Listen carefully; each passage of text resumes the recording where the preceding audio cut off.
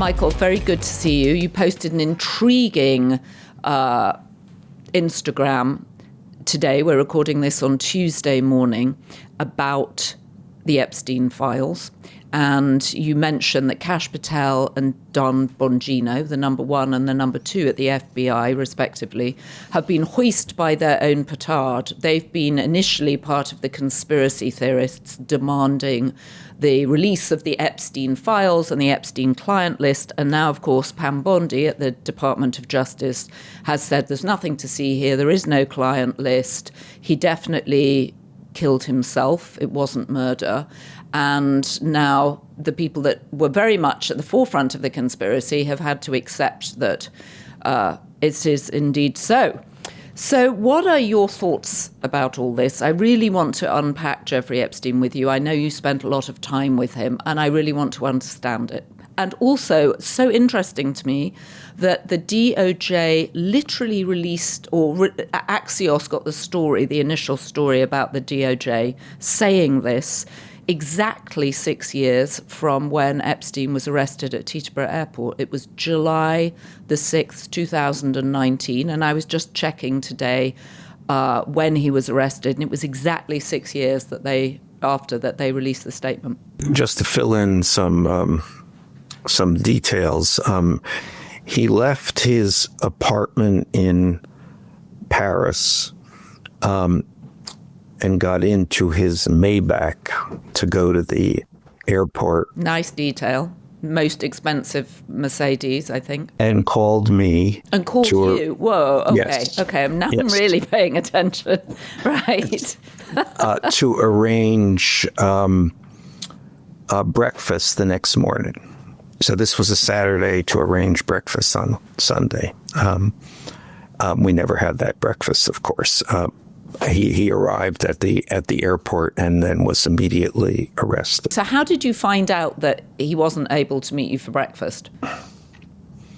I can't quite remember who called and how. I may have heard it from the news. It was immediately enormous. But somebody in the circle of people who knew Epstein, and in fact, it may have been Steve Bannon who called me. Steve Bannon, who was a friend of Jeffrey Epstein's, too. Yeah, Bannon and Epstein were very close. I knew them both. And Bannon was very concerned about this. Well, can you remind people what the first thing Steve Bannon said to Jeffrey Epstein was when they met? I was there, and it was that moment, and Bannon said to Epstein, and he said this in a good humor.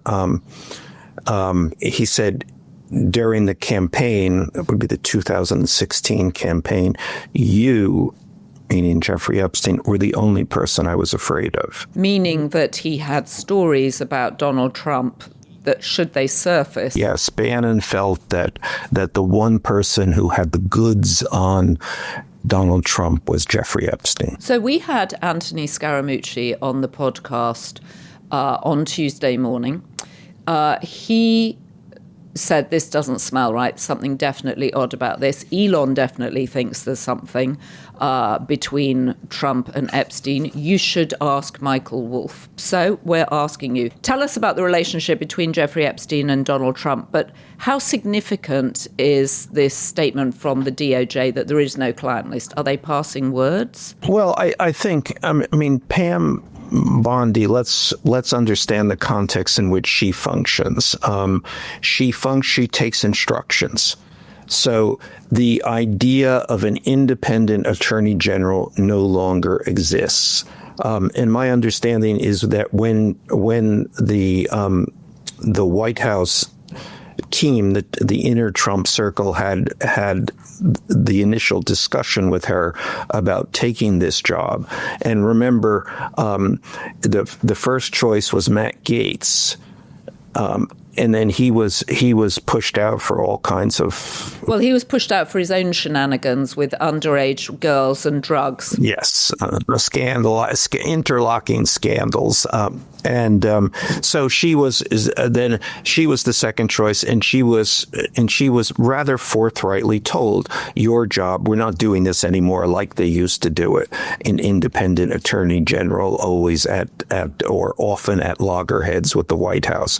Your job is to carry water for the President of the United States. You work for him. So when you say she takes instruction from the president? Yeah, or the president's people. She from the White House. So the Attorney General of the United States works as essentially an adjunct to the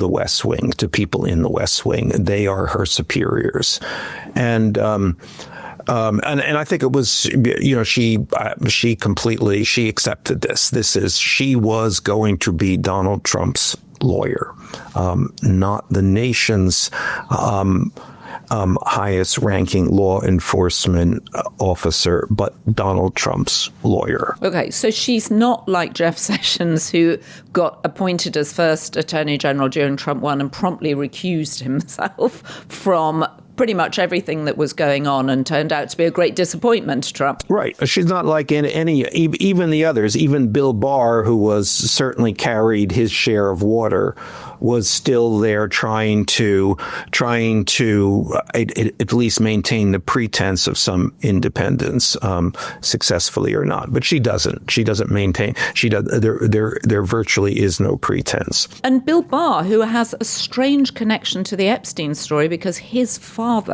was the headmaster of Dalton, who actually hired Jeffrey Epstein. This is the stuff of which conspiracies are made. Well, that's just true. Handed, just delivered. Right. I mean, you can't make it up. And he wrote a book about sex in space. Very odd for a headmaster to do. He did it after he left Dalton. Well, he was, let us say, a very odd headmaster.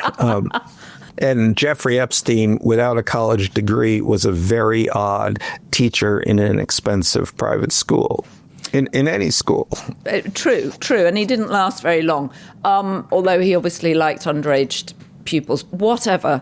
Let's not go down there. But let us talk about how significant is it that Pam Bondi said there's no client list, there's nothing to see here, he wasn't murdered.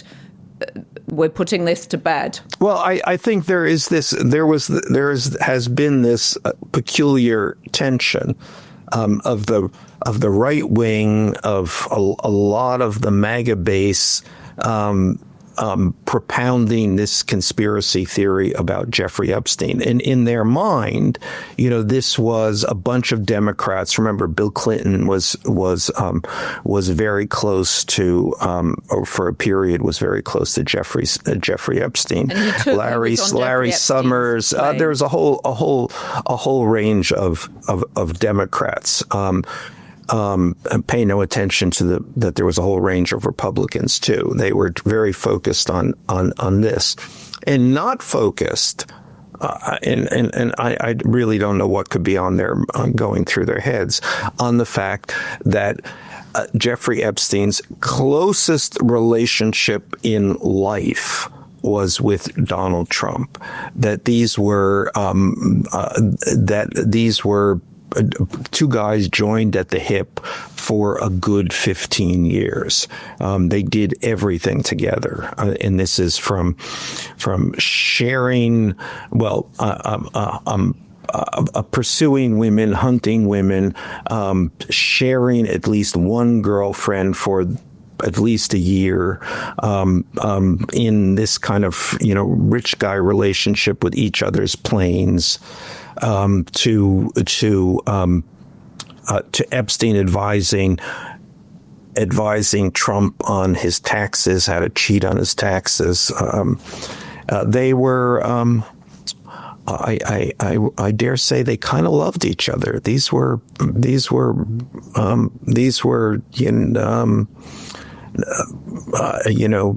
brothers in arms for a long time. And why did they stop being friends? 2004, over a real estate deal. always fundamental. The reason rich guys fall out with each other is nearly invariably about real estate. And in this case, Epstein had bid on a house in Palm Beach. He had bid $36 million. He thought he thought the deal was his. He brought his friend Trump over to look at the house and advise him on how to move the swimming pool. Isn't that the first thing you do whenever you look at a piece of real estate? Trump immediately went around his back and bid $40 million. And then there was much squabbling after that, but the relationship immediately broke down. This podcast was produced by Devon Rogerino, Anna von Ursen, and it was edited by Jesse Millward.